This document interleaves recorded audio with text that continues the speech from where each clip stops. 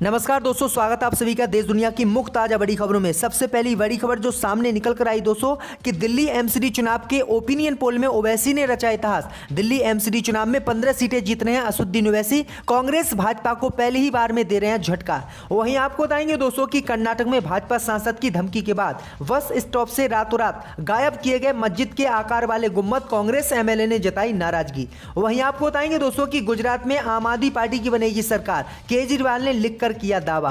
वहीं आपको बताएंगे दोस्तों कि रामपुर विधानसभा सीट पर हार से बौखलाई बीजेपी। आजम खान की पत्नी को दी घर में रहने की धमकी। आजम खान बोले ऐसी धमकी दी जा रही है तो भाजपा प्रत्याशी को घोषित कर दे विजेता। वहीं आपको बताएंगे दोस्तों कि प्रधानमंत्री मोदी को ईमेल के जरिए जान से मारने की धमकी देने वाले को गुजरात एटीएस ने किया बदायूं से गिरफ्तार, आरोपी निकला हिंदू। वहीं आपको बताएंगे दोस्तों कि अयोध्या में रामपथ चौड़ीकरण का विरोध कर रहे व्यापारी सीएम योगी के पहुंचने पर नेताओं को किया गया घर में नजरबंद। तो दोस्तों सभी खबरों को आपको एक एक कर बताने वाले हैं। वीडियो को लाइक कर चैनल को सब्सक्राइब कर दें और हमें कमेंट करके बताएं कि आपके जिले किस राज्य से हमारी खबरों को देख रहे हैं।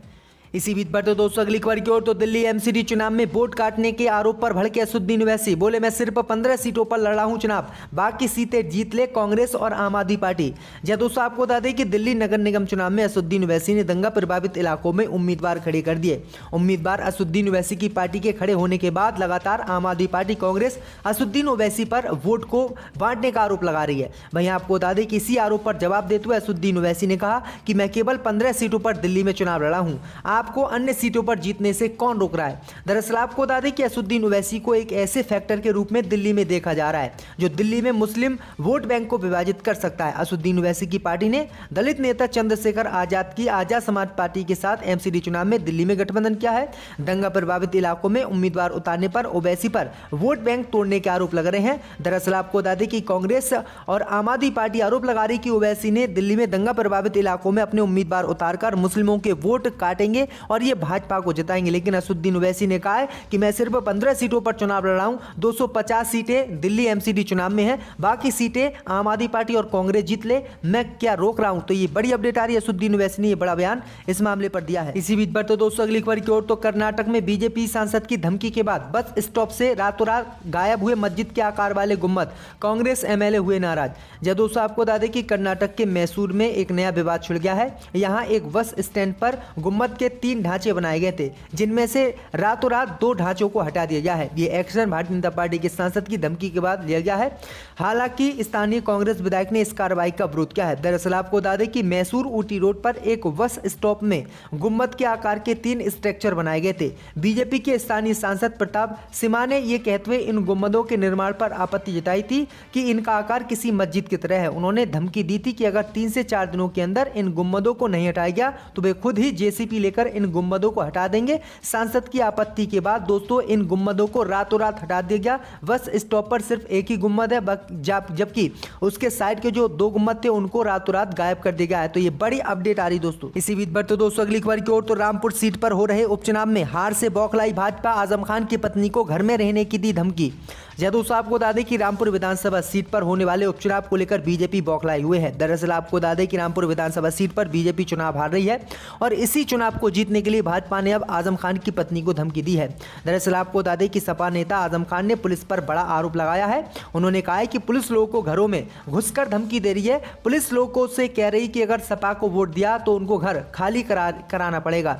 आजम खान ने कहा कि पुलिस ने उनकी पत्नी को भी नहीं बख्शा है, जो पूर्व सांसद है और पूर्व विधायक हैं। पुलिस ने उनसे कहा कि घर से बाहर मत निकलना। सपा नेता ने कहा कि अगर ऐसा ही चुनाव कराना है तो चुनाव आयोग भाजपा प्रत्याशी को जीता हुआ घोषित कर दे। तो ये बड़ी अपडेट आई दोस्तों कि आजम खान को किस तरह से परेशान रामपुर में किया जा रहा है।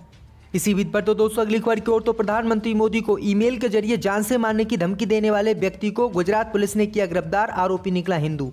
दोस्तों आपको बता दें कि प्रधानमंत्री मोदी को धमकी देने के आरोप में गुजरात पुलिस ने शनिवार को एक व्यक्ति को गिरफ्तार कर लिया है। दरअसल आपको बता दें कि यह व्यक्ति हिंदू निकला है। दरअसल आपको बता दें कि इस व्यक्ति का नाम अमन सक्सेना निकला है। अमन सक्सेना नामक इस व्यक्ति ने प्रधानमंत्री मोदी को ईमेल के जरिए जान से मारने की धमकी दी थी। उसने प्रधानमंत्री कार्यालय में मेल कर प्रधानमंत्री मोदी को जान से मारने की धमकी दी थी।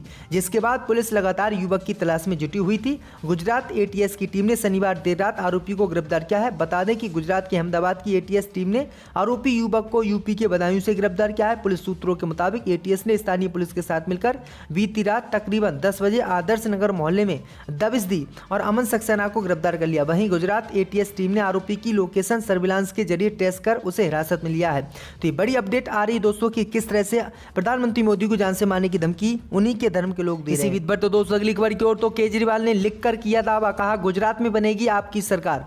जो दोस्तों आपको बता दें कि गुजरात में रविवार को आम आदमी पार्टी के राष्ट्रीय संयोजक और दिल्ली के सीएम अरविंद केजरीवाल ने प्रेस वार्ता की।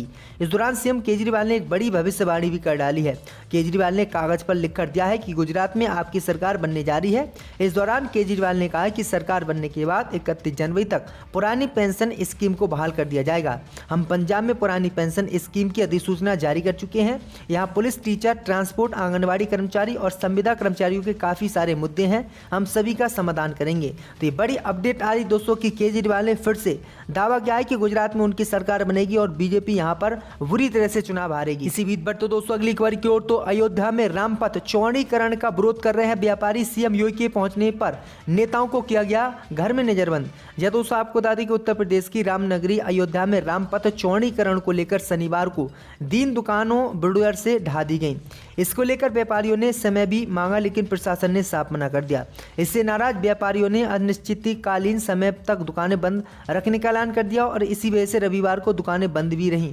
दूसरी ओर यूपी के मुख्यमंत्री योगी आदित्यनाथ रविवार को 6 घंटे तक शहर में रुके, तो वहीं प्रशासन ने व्यापारियों के नेताओं को घर में ही नजरबंद कर दिया और सीएम योगी आदित्यनाथ की सभा तक नहीं पहुंचने दिया। दरअसल आपको बता दें कि ये व्यापारी लगातार केंद्र की उत्तर प्रदेश की योगी सरकार की योजना का विरोध कर रहे थे और कह रहे हमारा जो धंधा है वो बंद हो जाएगा अगर रामपथ चौड़ा होता है तो। इसी बीच पर तो दोस्तों अगली खबर की ओर तो भारत जोड़ो यात्रा पर बोले राहुल गांधी, कहा मैं आरएसएस से लड़ता हूं, मोदी से लड़ता हूं, लेकिन मेरे दिल में उनके लिए नहीं है नफरत। जय दोस्तों आपको बता दें कि राहुल गांधी की भारत जोड़ो यात्रा खरगोन से होते हुए इंदौर के महू पहुंची, जहां देर शाम राहुल गांधी द्वारा सभा को संबोधित करते हुए एक बार फिर से जमकर आरएसएस पर हमला बोला गया। दरअसल आपको बता दें कि शनिवार देर शाम संविधान दिवस के मौके पर भारत जोड़ो यात्रा इंदौर के महू पहुंची, जहां राहुल गांधी ने बाबा साहेब भीमराव अम्बेडकर की जन्मस्थली पर जो है एक बयान दिया। राहुल गांधी ने सभा के दौरान कहा है कि मेरी दादी को 32 गोली लगी थी, मेरे पिता को बम से मारा गया, मेरे खिलाफ हिंसा की गई, लेकिन जिस दिन मेरे दिल से डर मिट गया उस दिन मेरे दिल में मोहब्बत हो गई। मैं आरएसएस से लड़ता हूं, मोदी से लड़ता हूं, लेकिन मेरे दिल में उनके लिए नफरत नहीं है, क्योंकि मेरे दिल में डर नहीं है। मैं मोदी शाह और आरएसएस के लोगों से कहता हूं कि डर मिटा दो, दिल से नफरत खत्म हो जाएगी। हमारी यात्रा का मैसेज भी यही है। तो ये बड़ी अपडेट आई दोस्तों, राहुल गांधी ने ये बड़ा बयान आज दिया है। इसी बीच पर तो दोस्तों अगली खबर की ओर तो संसद में मचेगा बवाल, राज्यपालों की भूमिका, बेरोजगारी, महंगाई के मुद्दे पर शीतकालीन सत्र में सरकार को घेरेगा विपक्ष। जब दोस्तों आपको बता दें कि संसद के आगामी शीतकालीन सत्र के दौरान सरकार की नजर डाटा संरक्षण विधेयक सहित करीब 1 दर्जन विधेयक पारित कराने पर है, लेकिन विपक्ष के तेवर देख लगता नहीं है कि सदन में उसकी राह आसान होगी। विपक्षी दलों द्वारा शासित राज्यों में राज्यपालों के कथित हस्तक्षेप, जांच एजेंसियों के दुरुपयोग, बेरोजगारी, किसानों की समस्या, महंगाई, पुरानी पेंशन योजना बहाल करने की मांग जैसे मुद्दों पर विपक्ष सरकार को घेरने की तैयारी कर रहा है। संसदीय कार्य राज्य मंत्री अर्जुन राम मेघवाल ने मीडिया को बताया कि हम सत्र में सुचारू रूप से कामकाज सुनिश्चित करना चाहेंगे। इसके बारे में 6 दिसंबर को सर्वदलीय बैठक में विभिन्न दलों के साथ चर्चा होगी और विषय तय किए जाएंगे। कांग्रेस, टीएमसी, कांग्रेस, आरएसपी सहित कई विपक्षी दल सत्र के दौरान महंगाई, बेरोजगारी के अलावा विपक्षी दलों के शासन वाले तमिलनाडु, पश्चिम बंगाल, तेलंगाना, केरल जैसे राज्य में राज्यपाल द्वारा कथित तौर पर कामकाज में हस्तक्षेप करने के विषय को शीतकालीन सत्र में पुरजोर तरीके से उठाएंगे। तो ये बड़ी अपडेट आ रही है दोस्तों। तभी तो मैं कह रहा हूँ कानून का राज है ही नहीं। इसका मतलब तो ये है कि जिसके पास पावर है वो इंसानों के कब्जे आम कर दे, उसको पूछने वाला नहीं है। ये प्रजातंत्र की भी हत्या हो रही है और गरीब इंसान की भी हत्याएं हो रही हैं। अगर उसके आम आदमी कोई ऐसा अपराध करता है तो उसे बंद कर दिया जाता है। अगर उनको संपैथी में, सहानुभूति में जो लोग उनके साथ उनके दुख में खड़े होने गए थे उनको उठा के नज़रबंद कर दिया।